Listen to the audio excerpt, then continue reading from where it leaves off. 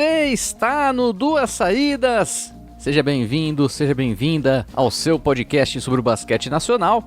Dessa vez, somente comigo, Fábio Toledo, aqui para trazer o que de melhor aconteceu nessa última semana, né, relacionado ao basquete nacional, seja aqui em nossas terras ou em terras do exterior. O Lucas Guanais está com compromissos profissionais, né, e por conta disso acabou sendo desfalque, né, para essa edição do Duas Saídas, mas até como, né, uma maneira de manter, né, vocês que nos acompanham semanalmente aqui atualizados, né, sempre quando não tem podcast falam, né, lamentam. Vamos, né, fazer esse esforço justamente, né, para até agradecer, né, você que está sempre nos acompanhando. Estamos próximos, inclusive, de chegar aos 1.000 inscritos, 1.000 seguidores, aliás, né, 1.000 seguidores no Instagram. Se você ainda não é inscrito no Instagram, vai lá, segue e vai acompanhando com a gente também lá no Duas Saídas no Instagram, além do Twitter, né, que é outro espaço que a gente aparece muito.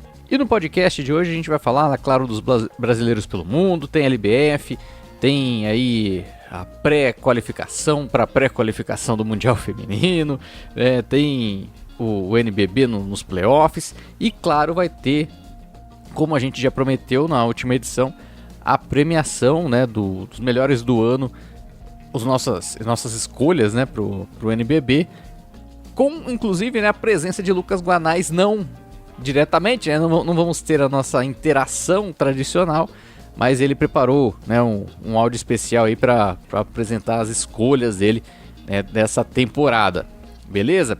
E vamos começar com os brasileiros pelo mundo. E não tem como começar esse bloco dos brasileiros mundo afora sem dar o destaque, mais uma vez, para ele, o MVP de 40 anos, Marcelinho Huertas, que já tem uma história gigantesca, né, no basquete europeu. A meu ver, aí, é o grande nome do basquete, é o brasileiro com o maior nome no basquete europeu, pensando assim na história, na trajetória da carreira do Marcelinho Huertas, principalmente na Espanha. E nessa última semana, né, com o Tenerife chegando ao Final Four da Champions League da Europa, o Marcelinho foi protagonista da equipe do Tenerife, levando o time à final. Acabou sendo derrotado, né, na decisão para o Unicaja Málaga, que inclusive tem o Augusto Lima, né, no seu elenco. Embora o Augusto Lima tenha jogado apenas pouco mais de um minuto, vamos falar assim, na vitória do Málaga, Unicaja Málaga, para cima do Tenerife, garantindo o título, né, para o Unicaja por 80-75, uma grande partida ali, do desempenho de bola de 3, né, do Dedovic, do Kendrick Perry também, outra estrela dessa equipe, Kalinowski, Tyson Carter, Unicaja conseguindo o título da BCL europeia. Apesar dessa derrota, o Marcelinho também apareceu muito bem no jogo, com 14 pontos, 9 assistências. De fato é o cara que faz o Tenerife jogar, e foi ele que, digamos, vamos falar a verdade, né, foi ele que levou o Tenerife à decisão. E não à toa o Marcelinho esteve, né, na premiação, foi o principal agraciado aí na premiação da Champions League Europa, que inclusive uma grande cerimônia ali, né, pessoal todo bem vestido, na estica, e o Marcelinho fez parte do time principal aí da Champions League, único representante do Tenerife nessa seleção, e claro, foi eleito o MVP da competição, né, para você ver o tamanho, né, do desempenho do Marcelinho Huertas, que de fato carregou o Tenerife para essa decisão, e até acompanhando a final, né, até mesmo a semifinal, a vitória contra o Peristeri. O Tenerife, ele é um time com o Marcelinho em quadra e é outro com o Marcelinho no banco. É impressionante assim como que ele tem uma capacidade, assim, uma leitura de jogo que muda a cara da equipe. Contra o Peristeri, por exemplo, o Kyle Guy, outro nome interessante da equipe, tem um ótimo chute do perímetro, ele fez 34 pontos, e muitos deles ali com o trabalho do Marcelinho, né, que o time tem um trabalho de movimentação para o Marcelinho, e o Marcelinho encontra espaços para os jogadores, né? E aí o Kyle Guy apareceu muito bem no perímetro, o Sherman Andini também, outro cara que pega, né, acumula muita pontuação, ele também apareceu bem ali no garrafão, muito por conta desse desempenho do Marcelinho Huertas que faz o Tenerife jogar. O time chegou na final justamente por conta disso. E aí, na decisão, tava bem notório isso, né? O Huertas em quadra, fazia o Tenerife... Eu acho que o Tenerife até era melhor que o Unicaja quando o Marcelinho tava em quadra. Tirando algumas bolas de 3 certeiras, né, da equipe de Málaga. Já quando ele não tava no time titular, não tava em quadra, era muito difícil a situação. O Bruno Fittipaldo, né, que é o seu reserva, ou às vezes joga junto com o Marcelinho na quadra, pelo menos a meu ver não esteve no mesmo nível, cometeu muitos erros em momentos decisivos inclusive, né? E aí o Tenerife, que até começou mal, né? Começou com o Unicaja abrindo vantagem até o intervalo, conseguiu ter um esboço de reação no segundo tempo, mas nunca conseguiu ali reduzir para 3, para uma bola ali a diferença, e isso favoreceu, né, o Unicaja na vitória lá em Belgrado, né, garantindo então o título da equipe espanhola. Mas fica o registro, né, mais uma vez, da ótima temporada do Marcelinho Huertas na equipe do Tenerife. Sem dúvida, pela temporada que ele fez, né, chega como talvez o grande nome aí do Brasil pro pré-olímpico. Tava lá o Petrovic acompanhando o Final Four, né, praticamente na casa dele ali. Vamos ver, né, vamos ver como vai ser essa seleção tendo o Marcelinho como grande líder. Se ele tiver o desempenho, né, o espaço que ele tem no Tenerife, é uma grande possibilidade assim do Brasil ter um time forte, viu? É lógico que outros nomes também aparecem com protagonismo na seleção, mas o Marcelinho, até pela experiência, parece que o Marcelinho ele atingiu um outro nível de basquete. O cara que parece que o jogo para, assim, o cronômetro para quando ele tá com a bola, que ele faz 1001 coisas assim dentro dos 24 segundos, né, da posse de bola. Isso muitas vezes com lances mágicos, né? Isso que garante o Marcelinho como um dos grandes nomes aí do basquete nacional e um dos grandes nomes do basquete na Espanha, né, no basquete da Europa. E vou até trazer aqui a estatística final, né, as estatísticas finais do Marcelinho na Champions League Europeia. O Marcelinho teve em 16 partidas, 5 delas ele fez 20 pontos ou mais. Em 2 delas ele fez 30 ou 31 pontos, inclusive. Duplos foram em 4 ocasiões. Tá ali, claro, pontos e assistências. E aí então ele termina a competição com 16,4 pontos de média, com 7,9 assistências, né? O 12º em pontos e o 3º em assistências aí da Champions League Europeia. E de novo, né, o grande nome do Tenerife, né? Do Tenerife chegar à decisão da Champions League justamente passando pelas mãos e pela mente, né, pelo cérebro do Marcelinho Huertas em quadra.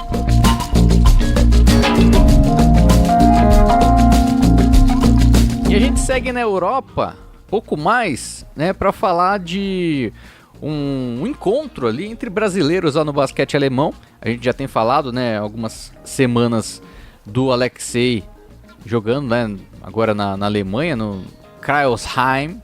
O time do Alexei enfrentou o Ratio Farm Ulm, né, do Jorginho de Paula, né, que está nessa temporada presente na equipe do Ulm, atual campeão, né, na última temporada tinha Iago e Bruno Caboclo. E nesse encontro de brasileiros, quem venceu foi o Ulm, né, por 86-66. Mas assim, dos dois jogadores, quem mais se destacou foi o Alexei, com 14 pontos, segundo o principal pontuador da equipe do Crailsheim, além de 3 rebotes e 2 assistências para ele, jogando 22 minutos, enquanto que o Jorginho jogou 17, pouco menos ali de 18 minutos, fez apenas 2 pontos, pegou 2 rebotes, deu 3 assistências. No final aí do encontro, melhor pro Ulm, mas em desempenhos individuais aí o Alexei Borges apareceu melhor. E ele que segue nessa tentativa, né, de tirar o Crailsheim do buraco, né? O time é o atual penúltimo colocado da Bundesliga, da Liga Alemã, cai em 2 para a segunda divisão. O Crailsheim é o 17º e tá a uma vitória de escapar ali da zona de rebaixamento, né? Tem o Rostock e o Heidelberg logo acima, né? E então o Crailsheim ainda tem a possibilidade de se recuperar, né? de se safar do rebaixamento ali, faltando 4 partidas para o final da fase aí de classificação, né? Da primeira fase da Bundesliga, a Liga Alemã. E seguindo um pouco mais na Europa, vamos confirmar o que já tinha praticamente acertado, né, na última edição do nosso podcast, que era justamente a Tainá Silva sendo campeã na Eslovênia. O seu time, o Celje, venceu o Triglav na terceira partida aí do confronto melhor de 5 na decisão, venceu por 68-50 e se sagrou campeão invicto da Eslovênia, o Celje, que teve na terceira partida da decisão a Tainá anotando 11 pontos, pegando 4 rebotes, dando 3 assistências. Não foi um dos grandes jogos da Tainá na equipe eslovena, mas no final das contas o que vale mesmo é mais um título, né? Mais um título pro Celje, que já havia conquistado a Liga Adriática. Mais um título para a Tainá lá na Eslovênia. Ela que depois da conquista vai se juntar à seleção de 3x3 lá no Japão. A gente tem o 3x3 logo mais, aí em maio, para definir as vagas para a Olimpíada. E ela vai ser um dos nossos nomes aí em busca, né, dessa vaga, que tá bem difícil de acontecer, mas a Tainá rumando agora para o Japão. E depois ela ainda volta para o Brasil para jogar a LBF pelo Mesquita. Mas aí já é um outro assunto que a gente vai falar logo mais, a LBF. Então, só confirmando, a Tainá conquistando mais um título lá na Eslovênia.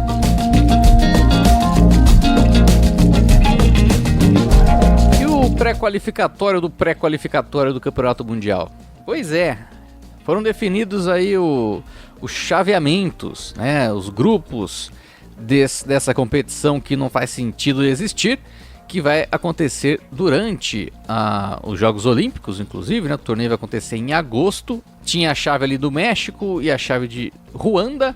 O Brasil vai para o país africano. Eram 4 grupos, né? A, B, C e D. O grupo A e B vai para o México. E no grupo C e D, a disputa acontece em Ruanda. O Brasil vai iniciar aí no grupo com Hungria, Senegal e Filipinas. E aí no outro grupo tem Ruanda, Grã-Bretanha, Argentina e Líbano. Vale lembrar, né, que aí as equipes, acho que são dois classificados de cada grupo. Tem o cruzamento de semifinal, né, com um grupo oposto, né, Ruanda, Grã-Bretanha, Argentina e Líbano. E aí a grande final, o vencedor da final ganha uma vaga para o pré-qualificatório da Copa do Mundo. Enfim, é isso. É só essa informação aí para passar. Vai ter basquete feminino durante a Olimpíada, vai ter seleção durante a Olimpíada. Eu até faço um apelo. Primeiro que a gente ainda tem certa indefinição com relação à comissão técnica da seleção, mas é até um outro ponto, né? Eu acho que nem precisa levar força máxima para essa competição. Eu acho louvável, seria interessante dar um descanso para as principais jogadoras. Quem sabe dar um espaço para uma nova geração para disputar esse torneio, ganhar rodagem internacional. Eu acho que é isso que o Brasil tem que fazer nesse campeonato. Vai vaga pro pré-mundial, dane-se, né? O Brasil tem condição, tem bola para conseguir isso na Americup feminina, né? Então é uma oportunidade para o Brasil dar mais cancha, né, para uma nova geração, a meu ver. Já que tem essa competição, né? Vamos usar de uma melhor maneira essa aí.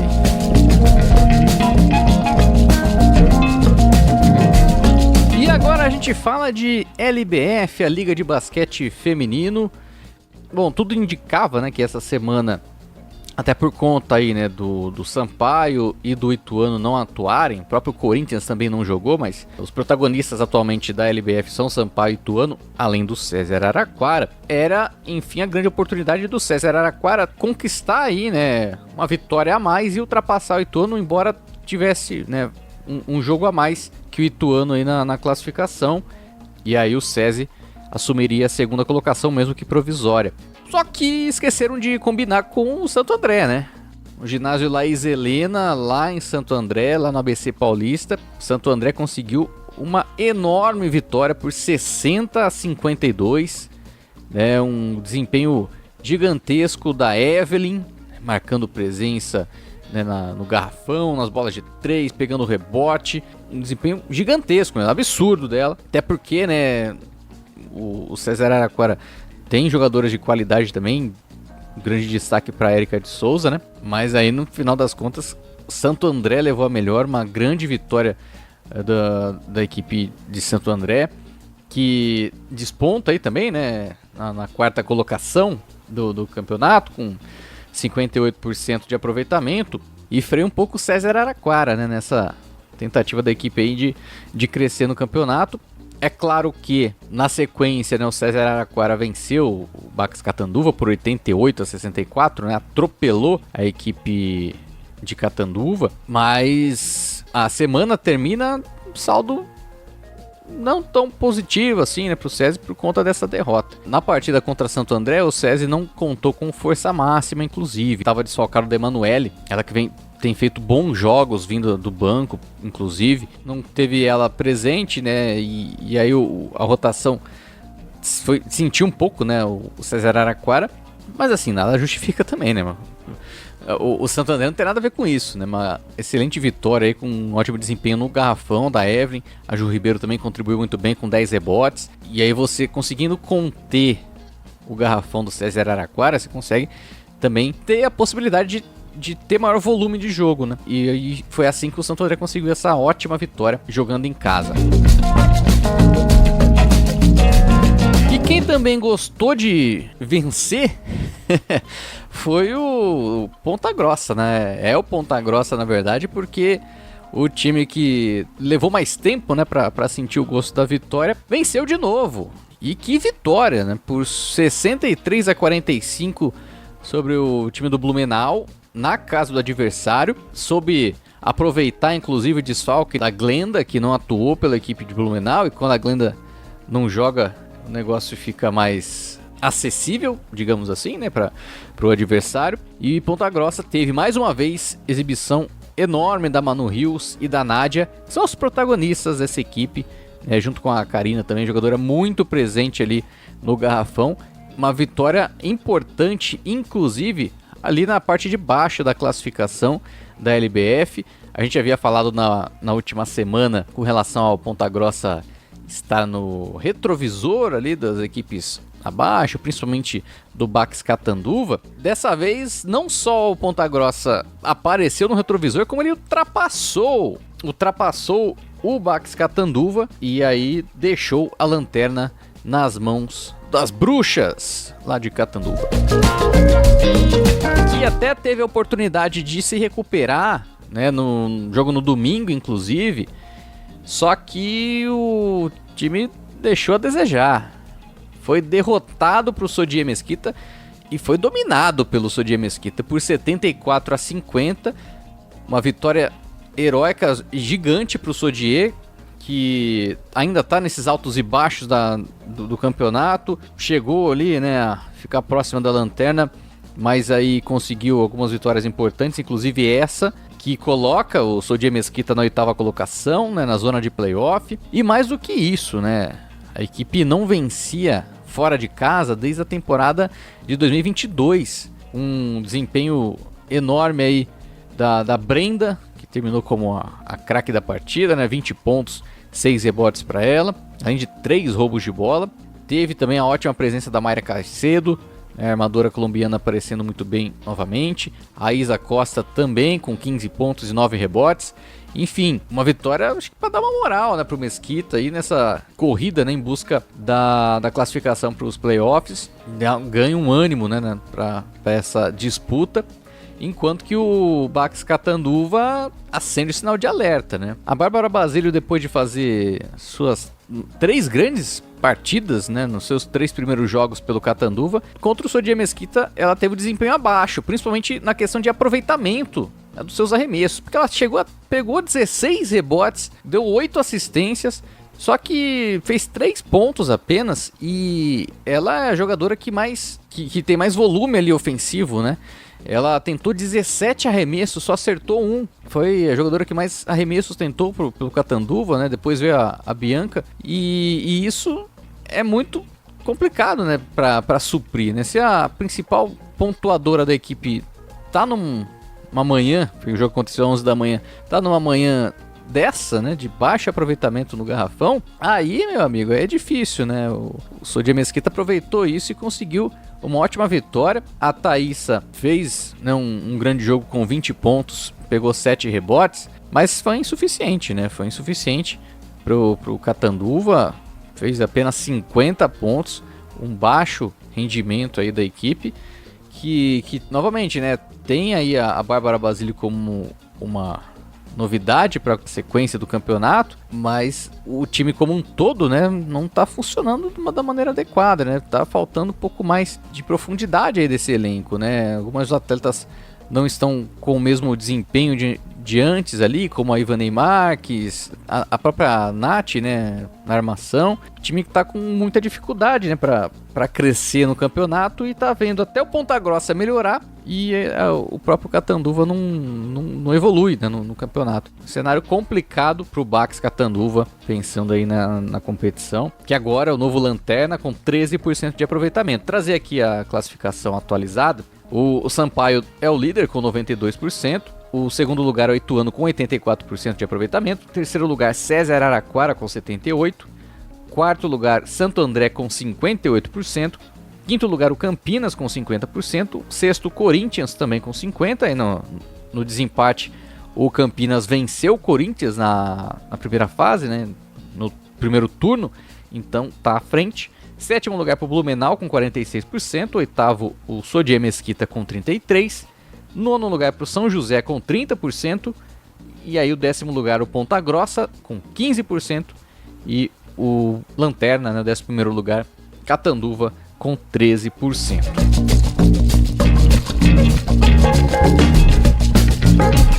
Agora vamos lá para as premiações da semana, né, da LBF, que teve como armadora de destaque a Babi Honório do Campinas, voltando a aparecer na nossa seleção, junto com a Manu Rios, que fez mais uma grande exibição nessa última semana. Divide a armação com a Babi, vamos dizer assim.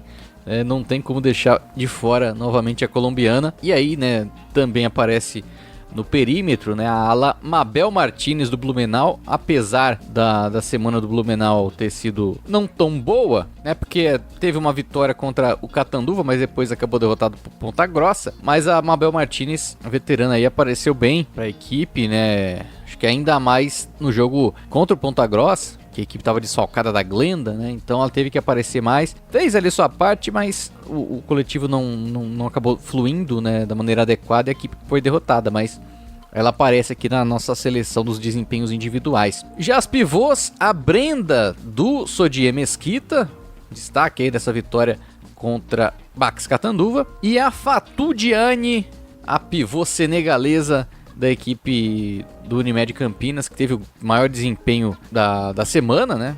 Aproveitamento ali muito grande dentro do garrafão, dominante ali na era pintada, fazendo parte da nossa seleção. E a sexta mulher, a Tailane, jogadora ali do César Araraquara, que apareceu muito bem aí na vitória da equipe na semana, né? Na vitória contra o Bax Catanduva. Você vê, né? Todo mundo jogou bem contra o Bax Catanduva. Mas enfim, seleção feita, repetindo aqui, com Babi Honório, Manu Rios, Mabel Martinez, Brenda, Diane e Tailane. Agora a corrida pela MVP, né, o nosso top 10 da LBF, não teve alterações com relação à última semana, né? Até porque das jogadoras que fazem parte do nosso top 10, ó, Gabi Guimarães, Joyce, Sassá, Clarissa, Kaká, Lê Lisboa, 6 das 10 atletas que estão no nosso top 10 não jogaram nessa semana, né? Porque Sampaio, Ituano e Corinthians não atuaram. Então a seleção permanece como estava na última semana. 10º lugar para Ju Souza do São José, 9º lugar para Érica do César Araraquara, 8º lugar para Lê Lisboa do Ituano, 7º para Kaká do Sampaio, 6º lugar para Clarissa do Corinthians, 5º lugar para Sassá do Sampaio, 4º lugar para Babi Honório do Campinas, 3º lugar para Joyce do Ituano, 2º lugar para Glenda do Blumenau e o 1º lugar para Gabi Guimarães do Ituano. Vamos lá para os jogos da próxima semana, né? Da semana que começa aqui com o nosso podcast. No dia 29, já na segunda-feira, tem César Araraquara e Sodier Mesquita. Será que Mesquita vai dar sequência aí nas vitórias como visitante? Na terça-feira tem Unimed Campinas e Bax Catanduva. Na quarta, feriado, não tem jogo. Na quinta-feira tem Ponta Grossa e Santo André. Na sexta-feira, rodada dupla com Bax Catanduva e São José. Unimed Campinas e Corinthians. Jogo interessante esse aí. E aí termina no sábado, né, a semana com Blumenau e Santo André. Outro jogo também importante. Blumenau, sétimo colocado com 46% e Santo André, o quarto com 58% ali na meiuca ali da classificação. E é isso, fechado então o assunto LBF. Vamos falar de Brasileiro CBB. Brasileiro CBB que teve nessa última semana 3 partidas. As 3 terminaram com vitória de visitantes. No ginásio de Cajazeiras, o Vitória foi derrotado. Mais uma derrota do Vitória agora para o Praia Clube por 68-53.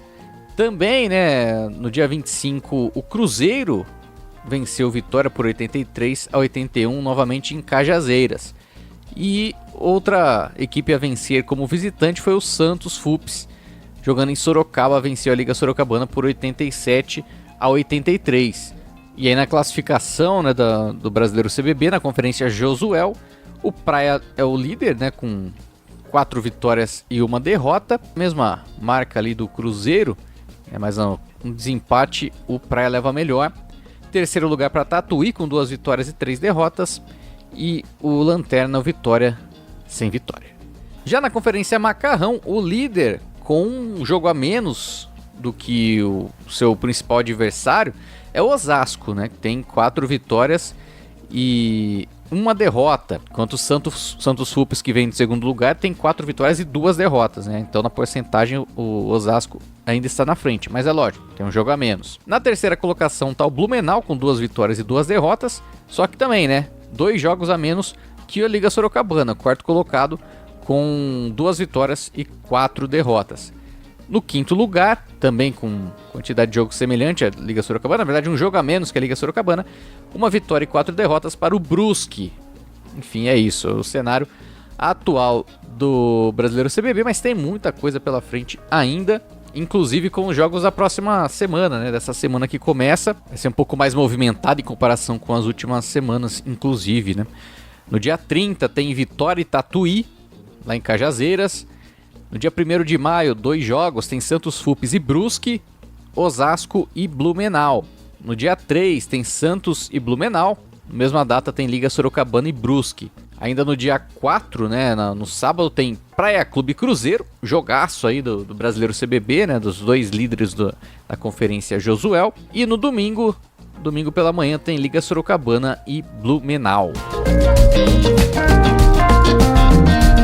Perfeito, agora vamos entrar no mundo do NBB, vamos para os playoffs que já terminaram a sua primeira parte, né, a fase oitavas de final, com 7 varridas, né, 7 vitórias aí em 2 jogos, apenas um confronto indo para a terceira partida. E que confronto que foi para a terceira partida, né? Unifacis e São Paulo, acho que foi a grande série dessas fases oitavas de final, não apenas por ter ido pro terceiro jogo, mas pelo equilíbrio, né, nas 3 partidas. Né? No primeiro jogo a gente já até tinha falado, né, da vitória do São Paulo por 99-93. Aí no jogo 2 o equilíbrio foi ainda maior, né? Tivemos prorrogação, jogo muito pegado, muito disputado, terminando com 107-104 para a Unifacisa, mas que teve aí, né, acho que talvez o grande jogo dos playoffs até aqui, com Trevor Gaskins, Corvalan jogando muita bola, do lado do Unifacisa, do lado do São Paulo, mais uma exibição gigantesca do Ricardo Fischer, com quase mais um triplo-duplo, né, 41 pontos, 9 rebotes, 8 assistências, e assim, jogadaças assim, do Ricardo Fischer, né, que fez uma série enorme. Também não foi diferente da terceira partida. No terceiro jogo que destoou um pouco na questão do equilíbrio, né? A Unifacisa começou melhor, né? Chegou a abrir uma vantagem ali de 8 pontos mais ou menos, mas no segundo período, né, o São Paulo atropelou, né, a Unifacisa, né? Conseguiu jogar muito bem ali, teve o desempenho do Sirt, que inclusive não jogou, né, no jogo 2. Ele foi providencial ali naquela parcial, aparecendo bem nas bolas de 3, né? Um ala pivô que tem essa qualidade no arremesso também contribui muito. O Bennett também, né, distribuindo bem o jogo. Dá pra dizer que nessa série, o que a gente pode tirar é que, não sei se vocês lembram, né, quando a gente tava falando da expectativa das séries e tal, eu falei que o Unifacisa tinha um time. O São Paulo tinha elementos individuais muito fortes, mas que ainda faltava esse encaixe. E talvez esse encaixe aconteceu nos playoffs, talvez esse encaixe aconteceu nessa série contra o Unifacisa. O Fischer atingiu um outro nível de jogo, um nível de jogo que quem acompanha o basquete do Fischer há algum tempo sabe que ele é capaz de fazer, né? E aparecendo dessa maneira fica notório como é um dos melhores armadores do basquete brasileiro. Um coletivo que também foi trazido pelo desempenho do Bennett, pelo Ansalone, que é um pivô. Não é um pivô que aparece tanto assim, né, quando você tá acompanhando a partida, né, não faz os highlights e tudo mais, mas é um cara que faz um trabalho de garrafão muito bom. Isso foi decisivo aí para a vitória contra a Unifacisa na série, porque aí você tá encarando, por exemplo, um Nesbitt ali embaixo, um Guilherme Ubner, um Rafael Rachel. O Ansalone tem experiência e mostrou bola, né, jogou muito bem na série contra a Unifacisa. E aí o São Paulo conseguiu essa classificação lá na Paraíba. Acho que é ainda mais engrandecedor, né? Porque a Unifacisa ficou durante boa parte da temporada invicta, né, jogando em casa. E o São Paulo mostrou um poder de decisão maior. Destaque para a Unifacisa justamente essa reta final desse terceiro jogo, que a equipe desandou assim. O time não teve coletivo, né? Tudo que eu falei da Unifacisa que a equipe tinha, a equipe não teve, né, nessa reta final. Muito nervosismo, o André Góes tentando individualizar, o Gaskins também tentando individualizar. E não é bem esse o caminho, né? Não é bem esse o caminho que a Unifacisa mostrou ao longo da temporada. E aí você quer reinventar a roda, fica mais difícil, né? Então, ótima classificação do São Paulo.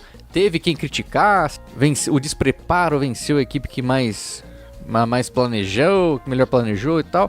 Mas é assim, playoff é outra história, meu querido. Playoff é momento de decisão e é o momento em que os grandes jogadores aparecem. E aí você olha para o São Paulo e vê Bennett, vê Fischer, vê próprio Ansalone, que é destaque no garrafão, né? Os caras crescem, né, nessas séries. E o São Paulo conseguiu uma classificação aí gigantesca para enfrentar na fase quartas de final o Minas, que varreu o União Corinthians, né, em duas vitórias bem parecidas, né, 83-73 lá em Santa Cruz do Sul no primeiro jogo, e no segundo jogo 81-73. De fato, né, era mais difícil para o União Corinthians, né, levar melhor contra o time do Minas. O Minas tem um coletivo muito forte, não deu certo para o time de Santa Cruz do Sul essa classificação. Teve gente que criticou, né, o desempenho do União Corinthians, mas calma, gente, o time já tá. Só o fato do União Corinthians chegar aos playoffs já é algo gigantesco, né? Mostra o desenvolvimento do projeto. Isso tem que ser levado em consideração. Você tá enfrentando o Minas, que é um dos candidatos ao título, inclusive, né? Então vamos com calma aí, pessoal. É lógico que todo mundo quer avançar, quer chegar mais longe possível nos playoffs do NBB, mas vamos lá, vamos pôr os pés no chão, né? O União Corinthians tinha poucas chances aí de se classificar diante do Minas. E perdeu 2 jogos. Perdeu com honra, né?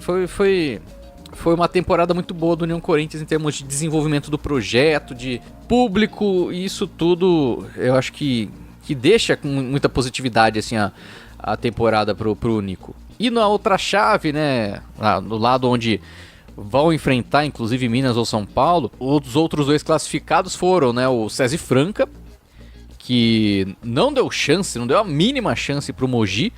Em Mogi venceu por 78-66, em Franca fez 97-57, atropelou, como deveria ser, inclusive, né? Franca chegando forte também para os playoffs. Não tem nem muito o que dizer desse jogo, né? Só que o Franca atropelou o Mogi.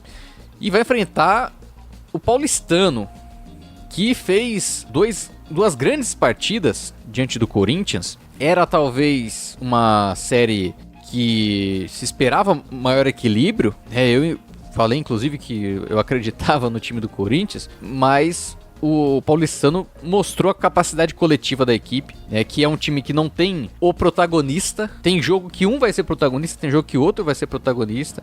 E isso mostra muito a qualidade, né, do Paulistano. Porque, por exemplo, no jogo 1, que foi vencido por 83-65, o cestinha do jogo foi o Ferreira, fez 21 pontos, 4 bolas de 3. E aí depois, outro que teve um ótimo desempenho foi o Gui Abreu, o Kevin Crescenzi, né? Esses três ali foram nomes importantes, além do Vitão, né, que ali no garrafão brilhou.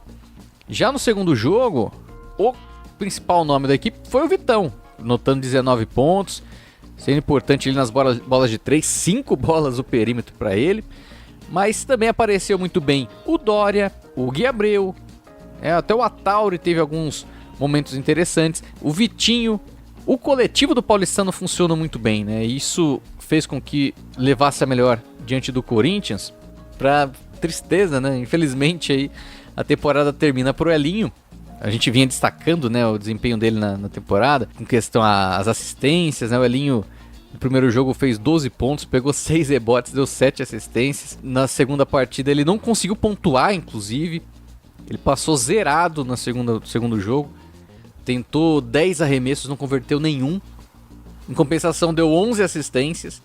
Mas o fato dele não ter feito as cestas ali deixou muito a desejar, né? Custou muito pro Corinthians, que não teve o volume necessário para encarar, né, o Paulistano, principalmente ali no terceiro quarto, né, quando voltou do intervalo, porque o time foi pro intervalo à frente e voltou, foi atropelado. E isso custou caro aí pro Corinthians, que acabou a temporada pro Timão. Mas isso não apaga um fato histórico, né, da temporada do Elinho, que ele termina a temporada 2023-24 com 336 assistências em 37 jogos. É a maior marca do NBB na história, né, em uma temporada apenas, 336 assistências. O Elinho supera o Fúvio, que teve 331 assistências na temporada 2012-2013. Inclusive o Fúvio fez 331 assistências em 44 jogos. Praticamente não, né? São 7 jogos a mais do que o Elinho. Em 1.368 minutos, o Elinho fez 336 assistências em 1.211 minutos. Então, um desempenho enorme, absurdo do Elinho nessa temporada. O Corinthians acaba eliminado, né? Mas quem termina grande, sem dúvida, é o Elinho Corazza no Corinthians. E aí a gente tem desse lado da chave, então, né, Minas e São Paulo, Franca e Paulistano. Duas séries bem interessantes para se acompanhar, como a gente já até pôde, né, falar um pouquinho, né? Lógico, vai ter vídeo para falar de cada um desses encontros, mas vamos falar um pouco rapidamente, né, dessas duas séries, Minas e São Paulo. O Minas apresentou um pouco mais o coletivo, da profundidade do seu elenco ao longo da temporada, o São Paulo não. Porém, o São Paulo vem de grandes atuações contra o Unifacisa. Então eu acho que vai ter sim uma série equilibrada entre Minas e São Paulo, aquela questão de favoritismo aí. Depois do que o São Paulo fez contra o Unifacisa, eu acho que cai um pouco. Mas é lógico, né? O Minas, pelo que mostrou ao longo da temporada, é um ligeiro favorito aí nessa disputa. Assim como o Franca é ligeiro favorito contra o Paulistano. Mas o Paulistano também, né? Tem essa qualidade, né, do trabalho coletivo, da intensidade defensiva, né, para trabalhar na transição rápida. Isso tudo encaixando ali, né, na série, pode ser um grande desafio pro time do Franca. Mas a situação para os dois, né, nas quartas de final, confronta os melhores de 5. E aí você tem que vencer 3 vezes, né? O São Paulo tem que vencer 3 vezes o Minas. Qual a probabilidade, né, do Minas vencer 3 vezes o São Paulo ou do São Paulo vencer o Minas em 3 ocasiões nessa temporada?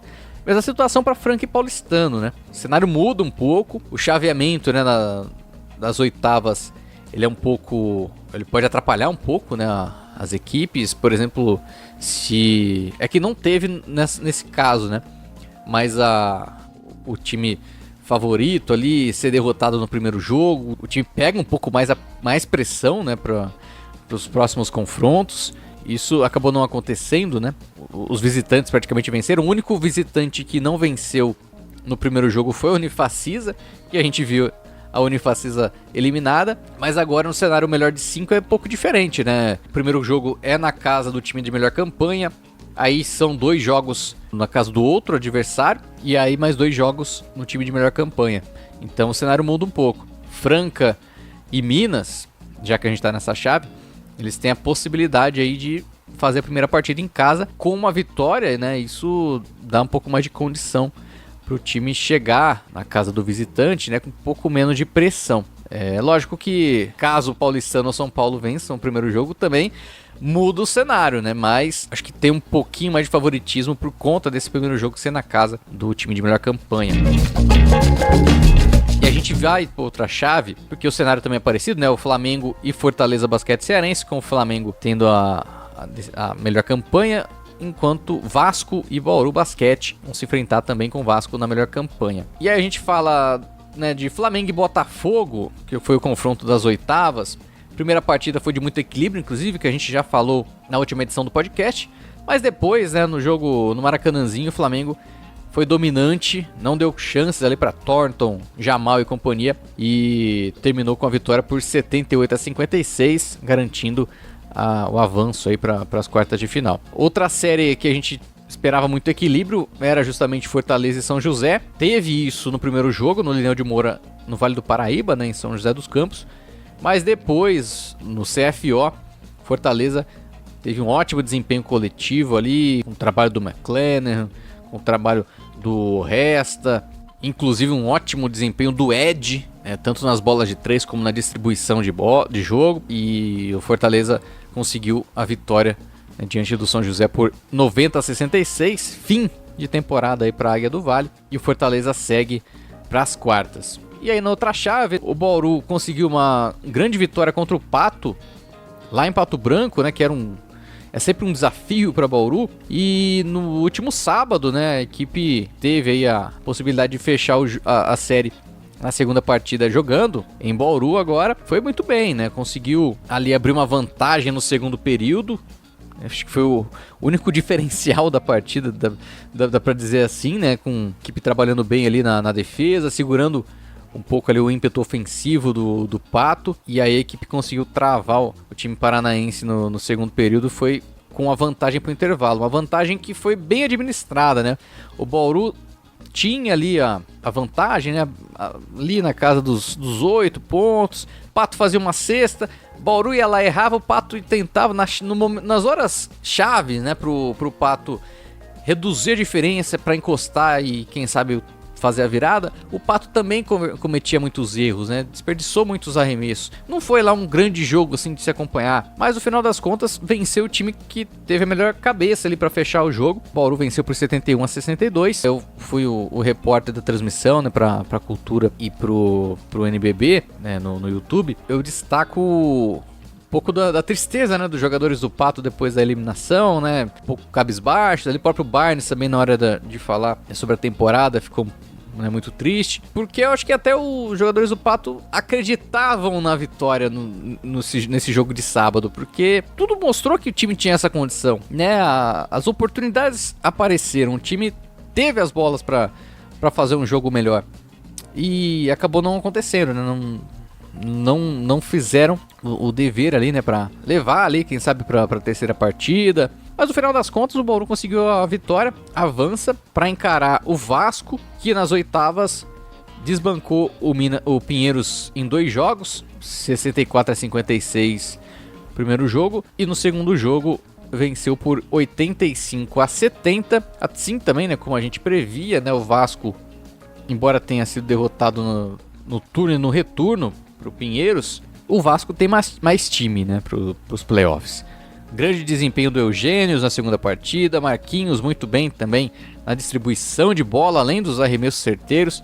O Vasco conseguiu 15 bolas do perímetro, uma equipe que tem um volume de 15 bolas de 3 no jogo, é muito difícil de segurar, né? Então, uma ótima vitória do Vasco, que avança para a próxima fase, encara o Bauru, um confronto que eu prevejo muito equilíbrio, viu? É melhor de 5, uma série que vai ser bem interessante de se acompanhar. o Bauru não venceu o Vasco na primeira fase, mas teve, por exemplo, no segundo turno, o fato de que o Vasco, que foi inclusive a primeira equipe a derrotar o Bauru na panela de pressão, né, na temporada, o Bauru não estava com o Alex, né, estava desfalcado do Alex e não teve ninguém assim com a capacidade para marcar o Marquinhos. E o Marquinhos destruiu, né, na reta final, o Vasco conseguiu a vitória. Mas tendo o Alex de volta, né, acho que o cenário pode ser um pouco diferente. É lógico que,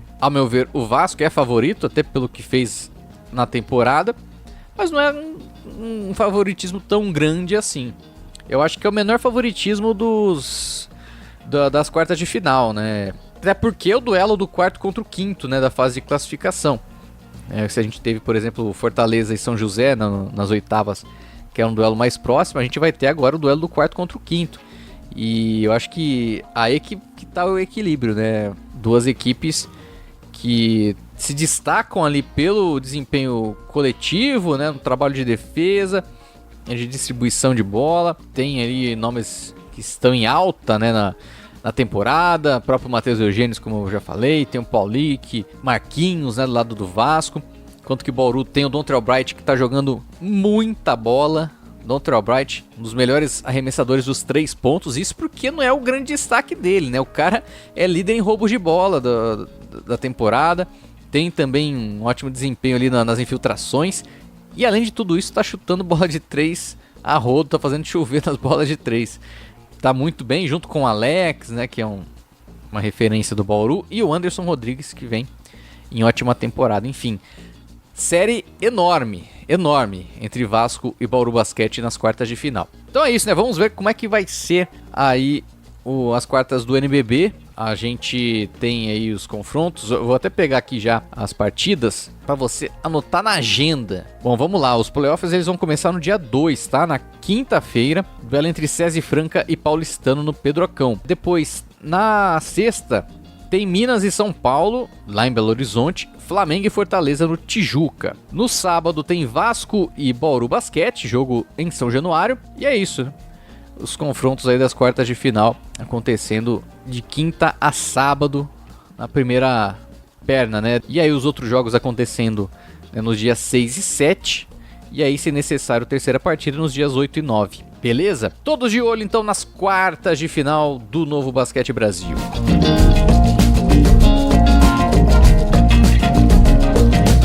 E agora, né, para encerrar o nosso podcast, conforme o prometido, né, na última edição, vamos falar de melhores do NBB. A votação que ainda não foi aberta, inclusive, tá? A votação não foi aberta ainda, né, para as escolhas, né? Geralmente acontece ali na reta final dos playoffs, mas a gente já antecipa, né, nossas escolhas. Achou que não iam ter a presença de Lucas Guanais? Pois é, achou errado. Lógico que não vai estar aqui pra gente interagir, pra gente cornetar, né, as escolhas dele, mas ele deixou, né, preparado pra gente uma gravação aí, onde ele apresenta as suas escolhas, né, dos melhores do NBB nas categorias tradicionais, né? Depois eu volto para falar, né, as minhas escolhas, beleza? Então ouçam aí, Lucas Guanais. E aí galera, beleza? Eu não tô nesse episódio, mas eu tô sim, porque ao longo desta semana eu deixei esse trecho gravado com os meus votos para os melhores do ano, né? Eu tô fora de casa por uma viagem profissional aí, então não pude participar. Já deixei isso aqui pronto. Lembrando que os melhores do ano levam em conta apenas a fase regular, tá? Então não leva playoffs. Se você já viu alguma super atuação de playoff que mudaria algum desses votos, saiba que não conta, tá? Saiba que não conta, é só da fase regular. Então eu vou começar primeiro pelo MVP. Tá, meu MVP nesta temporada é ele, não tinha como ter outro nome. Lucas Dias foi extremamente superior a qualquer outro atleta dessa competição. Foi, pegando sua fase de classificação, média de 19,6 pontos, 6,5 rebotes, 2,8 assistências, foi um cara extremamente completo e importante para o César Franca, principalmente após a saída de Lucas Mariano e Jorginho também. Ele assumiu o protagonismo, é o cara desse time, é o grande nome desse time e o grande nome do campeonato, é por muito o jogador mais eficiente, é o segundo em média de pontuação, é também destaque em rebotes, destaque em roubos também, mesmo sendo um pivô, ele tem mais de um roubo por partida. Então é um jogador completaço, extremamente eficiente, o cara do vice-líder da competição, Lucas Dias, por muito o MVP dessa competição. Depois dele, vamos para o melhor defensor. Melhor defensor é uma posição complicada, porque ainda hoje, mesmo com todas as estatísticas avançadas que a gente tem, é muito difícil você mensurar uma boa defesa individual, tá? E ainda no NBB, que a gente não tem uma miríade tão grande assim de estatísticas avançadas como no NBA, pelo menos de livre acesso, fica ainda mais complicado. Então você parte muito do seu olho, você parte muito também da sua percepção assistindo aos jogos. E diante disso, o meu voto vai para o Dontrell Bright, armador do Bauru Basquete. Não é um voto que eu acho que vai ser unânime, tá? Eu considero várias outras opções para vocês votarem, inclusive. Eu vou dar o meu time de defesa daqui a pouco, mas ele é o líder em roubos disparado desse NBB, tá? Ele tem média de 2 roubos por partida, é o único que tem essa marca, muito acima do segundo e terceiro colocado. E fora isso, o Bright, com toda a sua velocidade, com toda a sua explosão, torna muito difícil que você ataque ele. A menos que você tenha uma superioridade física muito grande, seja muito mais alto e muito mais forte, na velocidade você não ganha. Isso gera, por exemplo, muita dificuldade dos times adversários de fazer pick and roll contra o Bright, porque é muito difícil você forçar uma troca. Ele tem velocidade e explosão suficiente para sair da parede e conseguir manter a marcação no jogador da bola. Isso muda muito a forma como os times precisam atacar o Bauru. Torna, de fato, uma boa defesa porque quebra, de fato, todo o sistema, muitas vezes, que as equipes preparam quando enfrentam o Dragão. Então, para além dos roubos, para além dos contra-ataques que ele gera, ele também dificulta muito os ataques adversários neste sentido, tá? Imagino que ele não vai ganhar, esse prêmio geralmente fica com aqueles grandes defensores de perímetro ou super pivôs que protegem o aro, com tocos, highlights, etc, tá? Mas eu acho que o Bright merece sim uma grande consideração nessa temporada. Além dele, o meu time de defesa, e são sugestões de votos para vocês também, ele na armação, Anderson Barbosa do Paulistano. Eu fiz uma adaptação puxando um pivô para 3 com Mineiro, Lucas Doria e Márcio. São 3 pivôs, cada qual à sua maneira, extremamente eficientes. Mineiro e Márcio um pouco mais explícitos, um pouco mais fáceis de ver e comentados também. Mas o Lucas Doria é o grande pilar defensivo dentro do garrafão da melhor defesa do campeonato, tá? Quando ele tá em quadro, o Paulistano ganha por muito. E mesmo que ele não fique tanto tempo assim, a média dele é de 20 e poucos minutos por jogo, ele é uma peça extremamente fundamental para esse arquétipo, para esse sistema defensivo que o Demetrios Ferraciu criou. Próximo voto, o estrangeiro. E aqui é difícil também, porque você tem o meu voto, que é Dwayne Johnson, do União Corinthians, mas você também tem o Thornton, que tem inúmeros motivos para votar nele. Você tem o Baralli, você tem o Oresta, é muito difícil. Imagino que vai ser uma das disputas para melhor estrangeiro mais acirradas dos últimos anos, tá? Eu vou de Dwayne Johnson porque, assim como o Thornton, ele é o dono do seu time, ou foi o dono do seu time. Quando eu estou gravando, o União Corinthians já foi eliminado, assim como o Botafogo também. Só que mais do que isso, né, ele tem uma eficiência maior do que o Thornton. Ele é o segundo maior em eficiência na competição, o Thornton é o terceiro, mas ele também é um dos líderes em rebote da competição, é um dos líderes em roubos da competição. Quando a gente considera apenas o União Corinthians, ele lidera tudo, tá? De fato foi uma peça fundamental para essa campanha do Único chegar aos playoffs e fazer jogo duro contra o Minas, tá? Fazer jogo duro contra o Minas. Entendo também o apelo de votar em Thornton, os game winners, as atuações nos minutos decisivos, como ele carregou esse Botafogo ao longo da temporada. Também, claro, Baralho e Oresta, 2 armadores excelentes. Então, entendo quem vote diferente, eu vou de Dwayne Johnson. O meu próximo voto agora vai ser pro destaque jovem da competição. Lembrando que o critério é ser sub-21 no início do NBB e não ter vencido antes. E a partir desses critérios não tem outra opção que seja tão clara quanto o Márcio. Pivô de Franca, entendeu o seu espaço no time, não como o principal nome, não como o principal pontuador, essa vaga é do Lucas Dias, mas sim como uma peça defensiva enorme, tanto é que eu coloquei ele no meu time defensivo também, mas que melhorou muito a sua parte ofensiva também. Claro, ainda não tem um grande chute do perímetro, mas o Márcio, mesmo não sendo a principal opção ofensiva do Franca, teve ali média de quase 14 pontos, 6.7 rebotes, uma assistência, quase um roubo, quase um toco por jogo também, cresceu demais de um ano para o outro, tá? Ele evoluiu muito de 2022-23 para 23-24 e não à toa é constantemente chamado para a seleção, fez parte da Summer League pelo Atlanta Hawks, então é disparado o melhor jogador nessa faixa etária. Existem outros grandes nomes? Existem, mas o Márcio tá prateleiras e prateleiras acima do que seus concorrentes, tá? Seja pela experiência, já é o 6º NBB dele, seja também pelo impacto que ele tem num time super vencedor, que é o SESI Franca, que por mais que tenha deixado títulos pelo caminho na temporada, ficou em segundo no NBB. A mesma campanha do Flamengo, que foi o líder, só ficou atrás pelo desempate. Márcio é meu voto e acredito que vai ser uma vitória relativamente tranquila para ele nesse quesito, tá? O meu técnico para essa temporada, Léo Figueiró. Eu também acredito que essa vai ser uma categoria que ele vai vencer com uma tranquilidade, tá? Ele conseguiu levar um time de atletas que estavam em mercados secundários ao G4 do NBB. Então é impressionante como ele pega um time com Cauê Verzola, Humberto, Paulite, Eugênio, Fabrício Russo, Matias, Serjão e depois, claro, a adição do Marquinhos e leva esse time para um G4 de uma maneira espetacular.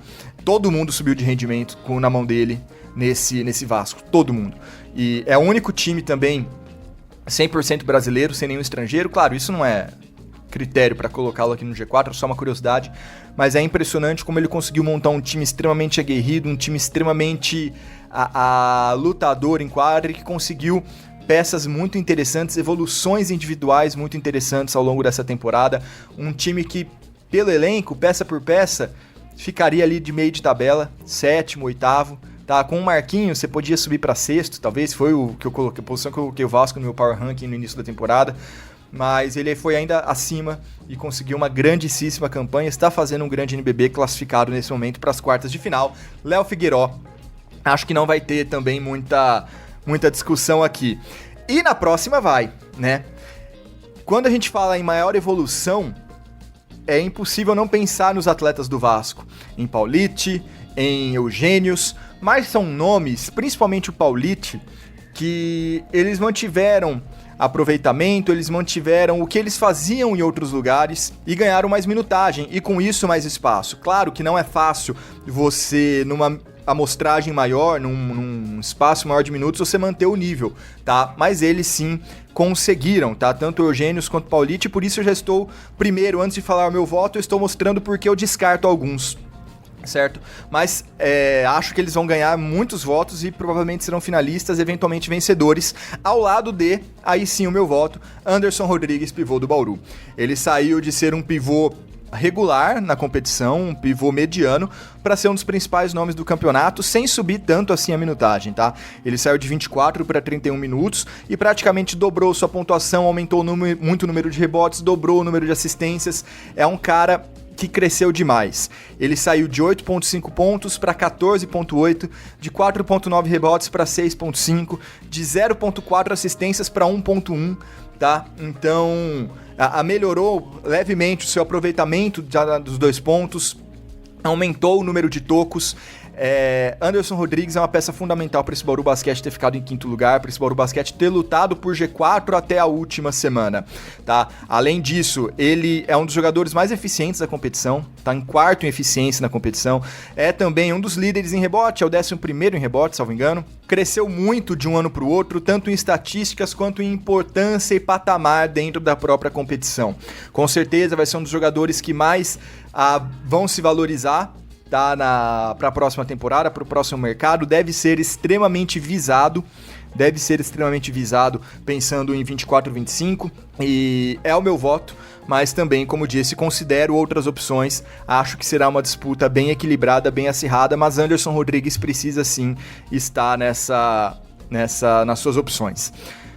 Sexto homem da temporada, né? Aquele que vem do banco e mantém o nível, que ajuda a pontuar, que ajuda a mudar a cara do jogo, eu vou de Cassiano, tá? É uma temporada muito longa e que muitos jogadores acabaram dividindo muito o seu tempo como titular, como reserva. É uma premiação que eu acho que vai ser muito difícil também de ter um vencedor claro, mas o Cassiano, principalmente no segundo turno, teve atuações incríveis saindo do banco e atuando junto de Oresta, junto de McClanahan, adaptando ao que é necessário, ao que o jogo pede, ao que o Espiga precisa e o Fortaleza necessita ao longo das partidas. Ele teve média de 8.8 pontos, 3.6 rebotes, 2.9 assistências, 33% do perímetro.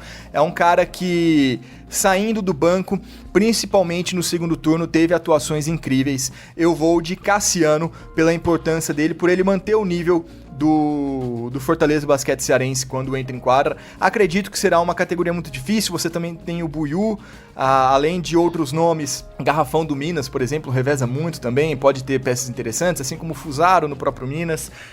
Você tem ali situações, outros caras muito interessantes que podem acabar recebendo vários votos aqui nessa categoria.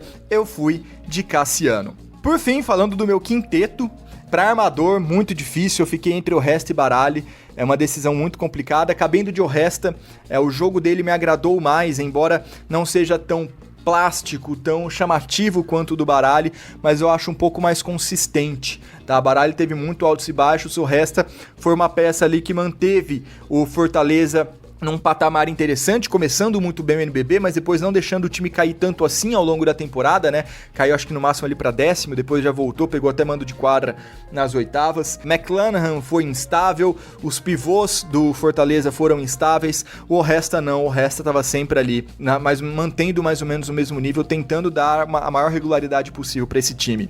Nas alas, eu fui de Thornton e Dwayne Johnson, aí sim eu não precisei escolher, né? Deu para colocar os dois. E pivôs, outros dois já citados aqui, Anderson Rodrigues e Lucas Dias, ou Lucas Dias e Anderson Rodrigues foram por muito os melhores pivôs dessa competição. Então, retomando, Oresta, Thornton, Dwayne Johnson, Lucas Dias e Anderson Rodrigues, o meu quinteto, os meus armadores, alas e pivôs para essa competição. Beleza, galera? Continue com o Fábio, eu volto semana que vem. Falou! Sensacional a presença de Lucas Guanais aqui com a gente. E eu tava até anotando aqui, né, fazendo comparações com as minhas escolhas também. Rapaz, se a gente tivesse combinado não ia dar tão certo, né? Porque a gente, pelas minhas escolhas também, tá quase tudo muito parecido, né? Mas eu vou trazer um pouco mais, né, das minhas visões também aqui. Ao contrário do Guanais, eu vou começar com as posições aqui, né? Vamos começar com o quinteto. O meu armador foi o Sebastian Oresta, assim como o Guanais, né, fez a escolha dele. Até pelo um fato bem interessante do Oresta ter sido do Fortaleza, na verdade, né? O Fortaleza teve na última temporada o McClanahan como um protagonista, né? O cara que carregava o jogo, tudo, que era o Fortaleza, né? O grande pontuador da temporada e tudo mais. Mas na montagem para esse ano, teve o Oresta, que era um ponto diferente, que trouxe pro Fortaleza algo mais coletivo, uma distribuição maior de jogo, outros jogadores começaram a aparecer também, além do McClanahan, o próprio Oresta também apareceu muito bem, né? E eu acho que o fato dele mudar a cara do Fortaleza, mesmo com a estrela da última temporada ainda lá, eu acho que esse foi um ponto chave assim, para eu escolher o Oresta. Fiquei entre o Oresta e Baralli, assim como o Guanais, mas eu fui de Sebastian Oresta. Nas alas não tem como não ficar, né, entre Thornton e Dwayne Johnson. Acho que para quem lembra, né, nas nossas seleções das semanas, teve um certo momento, né, no retorno que durante 5 semanas tivemos estrangeiros, né? E aí teve Chouro também marcando presença, teve o Chamel. Eu acho que nas alas, Dwayne Johnson e Thornton, como protagonistas das suas equipes aí, né, despontaram e foram muito bem. É difícil ficar fora dessa dupla aí, viu? Lógico que teve, por exemplo, ótimos desempenhos do Alex, do Marquinhos, Gui Deodato em alguns momentos também, né, pelo Flamengo, mas a dupla de gringos aí foi fundamental para suas equipes, né? Carregaram suas equipes até os playoffs. E os pivôs, Anderson Rodrigues e Lucas Dias, dois atletas que apareceram muito bem na temporada. O Lucas Dias mais uma vez e o Anderson Rodrigues crescendo demais aí nesse último ano pelo Bauru Basquete. O sexto homem, a minha escolha, né, foi um pouco baseada, lógico, na questão de atletas que têm um pouco mais de rodagem como reservas, inclusive vindo do banco. E três caras assim me chamam a atenção, né? Além do Cassiano, né, que foi a escolha do Guanais, outros três me chamam a atenção nessa função de sexto homem dentro do campeonato. Um é o Henrique Coelho, do São Paulo, embora o São Paulo não tenha feito uma primeira fase tão boa assim, mas o Henrique Coelho teve bons momentos, né? Foi um armador de bom aproveitamento de arremessos, por exemplo, teve uma média de quase 9 pontos por jogo, 21 minutos em quadra. Outro cara foi o Leal, do São José, sempre fundamental ali na rotação, vindo do banco, né, substituindo o Renato Carbonari, que nos melhores momentos do São José, né, o Renato Carbonari jogando muita bola ali como titular, o Leal na rotação, auxiliando a equipe a manter a pegada, manter o nível, né, que estava com o Renato, e às vezes jogando junto, inclusive, né, com o Renato Carbonari, e foi um outro nome que eu chamo a atenção com relação a sexto homem. Mas a minha escolha foi um outro cara que eu acho que abraçou aí a função de ser o cara de rotação, num time que trabalha muita rotação, inclusive, o Gui Abreu, do Paulistano, um cara que, até curioso, ele foi titular em 19 partidas e em 19 ele veio do banco, pra você ver como que é a rotação, né, do time do Paulistano. E é um cara que abraçou um pouco essa ideia, né, de ter uma minutagem menor. Na última temporada, pelo Paulistano, inclusive, ele foi de fato titular ali, né? Sendo titular em quase todas as partidas e tendo uma minutagem maior também. Ele teve quase 29 minutos de média, né, na última temporada. Nessa, com 21 minutos, né? Reduzindo um pouco isso e trabalhando melhor, assim, no desempenho coletivo, né? Bem encaixado do Paulistano, né? Não foi nenhum cara que se destacou na pontuação. Também não foi um cara que se destacou ali no aproveitamento de arremesso, sendo um cara que vem forte nos arremessos, mas foi um cara que se destacou no coletivo, né, que dentro desse aspecto, né, da rotação promovida pelo Demetrios Ferracil, da intensidade da equipe, o Gui Abreu, sendo um ala alto, inclusive, trouxe muita qualidade para o Paulistano, né, sendo esse cara vindo do banco. E eu escolhi ele, né, considerei ele o meu sexto homem dessa temporada, então Gui Abreu, do Paulistano. A maior evolução, concordo com muito que o Lucas Guanais falou com relação ao Anderson Rodrigues, é um cara que não pode ficar de fora, é do top 3 aí de maior evolução do campeonato, mas eu também considero que o Paulic, do Vasco, ele de fato teve talvez a maior evolução dentre os atletas aí que mais evoluíram, né? Porque até pegando, né, um pouco da carreira dos dois, o Anderson Rodrigues vinha já, né, de um crescimento com relação a Rio Claro, depois Bauru. Nesse ano ganhou um pouco mais de confiança também no seu jogo e por isso cresceu, né, evoluiu. No caso do Paulic, é lógico que tendo um pouco mais de espaço, tendo mais minutagem em comparação com a última NBB, né, pelo União Corinthians, anteriormente até ao Pato. O seu desempenho melhorou, mas não foi só apenas a questão da pontuação que aumentou, né, da minutagem que aumentou, dos rebotes, é lógico, né, que aumentou, mas eu vejo também que o aproveitamento dele, né, no geral, assim, a equipe apareceu muito mais. Ele teve um crescimento no aproveitamento dos arremessos, né, nas bolas de 3 até que se manteve de certa forma, mas ele conseguiu ter esse maior protagonismo e assim, né, é um título para mim, uma premiação de maior evolução para ele, que vai também como algo que acompanha justamente a premiação seguinte, que é de treinador do ano, que para mim é o Léo Figueiró, que promoveu a evolução desses atletas, e evolução também é dar espaço pro jogador crescer, dar essa confiança pro atleta, assim como o Bauru, diretoria, inclusive, comissão técnica do Bauru, atletas, deram essa maior confiança pro Anderson Rodrigues e ele foi um dos caras que mais evoluíram nessa última temporada, nessa temporada atual. O Léo Figueiró e o Vasco deu muita confiança pro Paulic, que abraçou né, a oportunidade, o espaço e cresceu, né? Então eu vejo que é muito complicado, né, definir um nome entre principalmente Anderson Rodrigues e Paulick, mas eu vou de Paulick do Vasco, até para também celebrar o fato do Léo Figueiredo ser minha escolha como treinador do ano, por levar o Vasco ao G4 desse NBB, tendo, claro, né, o Marquinhos como uma estrela, mas um time de trabalhadores, digamos assim, né? Um time de atletas que não são considerados, nunca foram considerados protagonistas, mas que em conjunto aí fluiu muito bem, terminando com a 4ª melhor campanha da fase de classificação. Então, Léo Figueiredo do Vasco é o meu melhor técnico. O destaque jovem não poderia ser outro a não ser o Márcio, que é um atleta geracional, digamos assim, né? Uma qualidade que faz ele despontar, né, como um dos melhores da sua geração. E vou até trazer para vocês o histórico dos jogadores que já venceram destaque jovem, que aí vocês vão ter um pouco a noção do quão interessante, do quão importante ou do quão notório é esse prêmio, né, de destaque jovem. O primeiro destaque jovem da temporada 2009-2010 foi o Raulzinho, do Minas.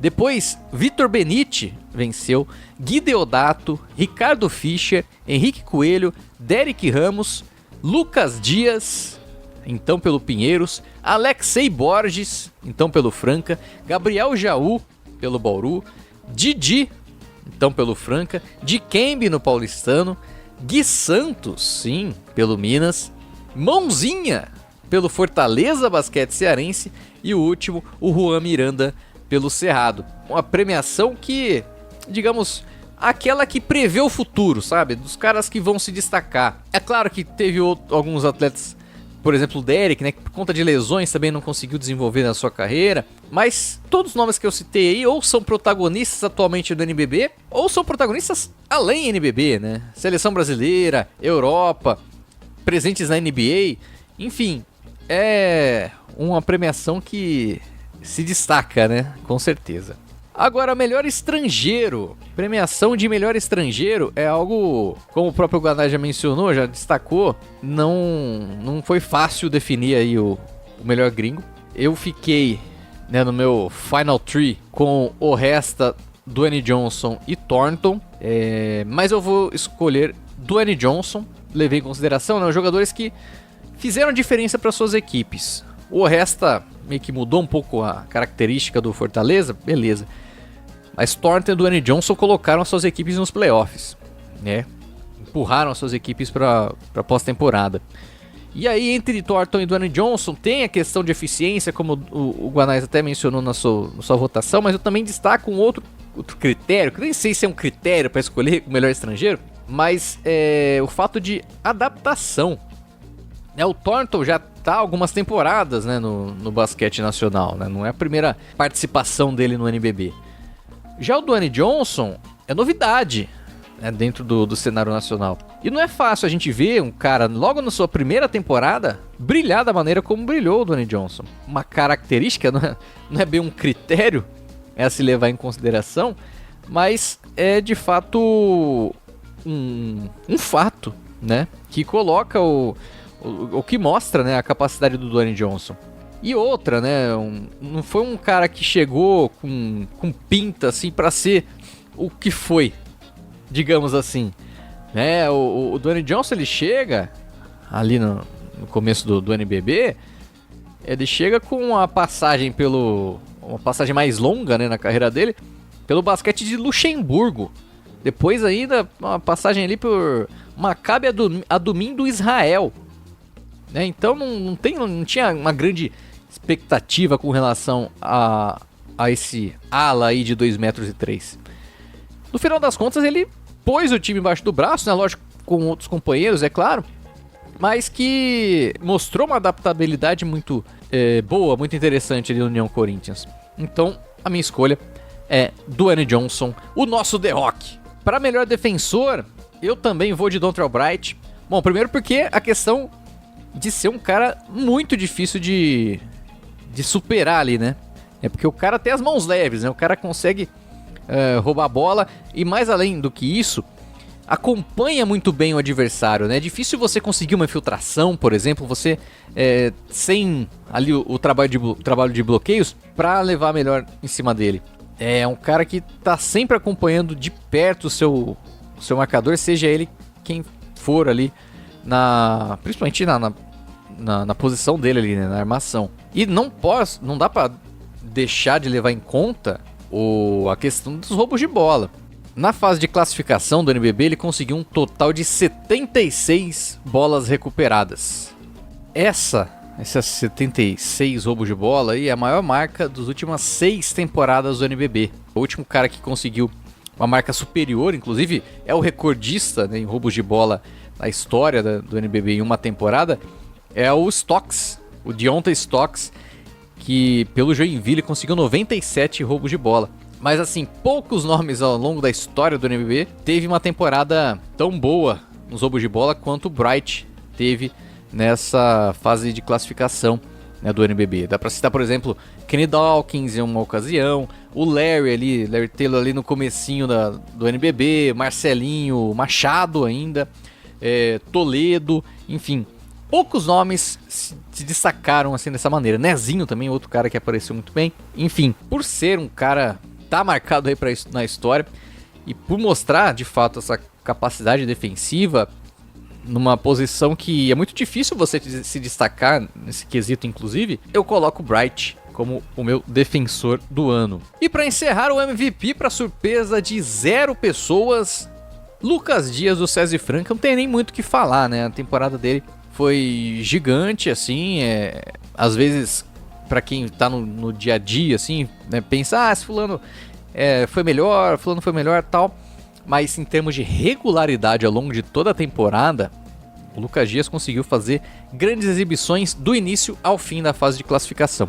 E é por isso que eu fico então com o Lucas Dias como o meu MVP. Beleza, então repassando as minhas escolhas: armador, o Resta do Fortaleza, alas, Thornton e Dwayne Johnson, Thornton do Botafogo, Dwayne Johnson do União Corinthians, pivôs, Anderson Rodrigues do Bauru e Lucas Dias do César Franca, sexto homem, Gui Abreu do Paulistano, destaque jovem, Márcio do Franca, estrangeiro, Dwayne Johnson do União Corinthians, maior evolução, Paulique do Vasco, treinador, Léo Figueiró do Vasco, defensor do ano, Dontrell Bright do Bauru e MVP, Lucas Dias do César Franca. E é isso, galera. Encerrando por hoje mais uma edição do Duas Saídas, né? Infelizmente não tivemos aqui aquela interação tradicional, aquela descontração, mas tá registrado, né? Fica o registro aí de mais uma semana do nosso podcast com o melhor do basquete nacional. Beleza? Gostaria que você, né, compartilhasse mais uma vez os nossos conteúdos. Vem vídeos aí das quartas de final do NBB, hein? E claro, siga a gente no Instagram. Então, os próximos dos 1000 inscritos lá no Instagram. Combinado? Vai lá, @duassaídas. Siga a gente lá. Beleza? No mais é isso, pessoal. A gente volta na próxima semana. Prometo que eu vou puxar o Lucas Guanais aqui para falar com a gente. E até a semana que vem, então. Beleza, galera? Um forte abraço e falou!